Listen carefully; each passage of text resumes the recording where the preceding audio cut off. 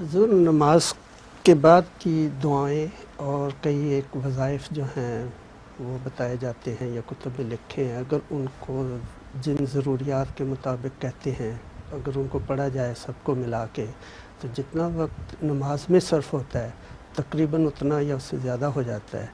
دوسری طرف یہ ہے کہ نہیں کوئی بھی نہیں، آپ نے فرضی بات بنائی ہے، جی آپ نے فرضی بات بنائی ہے۔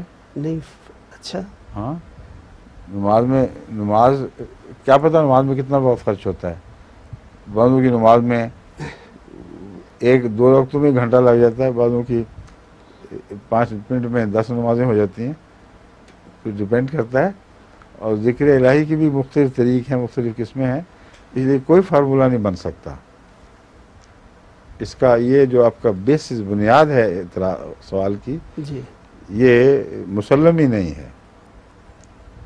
آدمی میں، نماز میں اور ذکر الہی میں فرق ہے، اور وقت کے تناسب میں بھی فرق ہے، لیکن اس پہلو سے یہ سوال صرف جائز ٹھہرے گا کہ قرآن کریم نے ہمیشہ ذکر الہی میں ڈوبے رہنے کی تعلیم جو دی ہے، اس پہلو سے نماز کا جو باقاعدہ پابند ذکر ہے، اس سے نکلنے کے باوجود جو ذکر کی حالت ہے وہ نماز کے پابند ذکر کے مقابلے پر زیادہ لمبی ہوتی ہے۔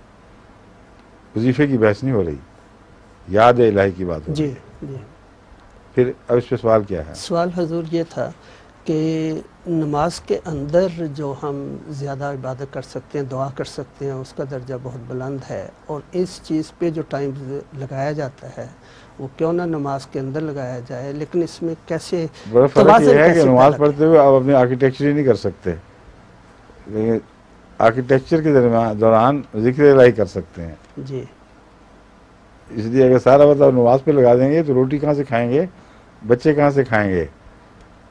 آپ نے کچھ کمانا ہے، کچھ اپنے لیے، کچھ دنیا کے لیے، اس لیے نماز کا وقت تھوڑا رکھ دیا ہے، ذکر الہی کا عام کر دیا ہے۔ دست بکار و دل بیار، یہ محاورہ بن گیا ہے، اور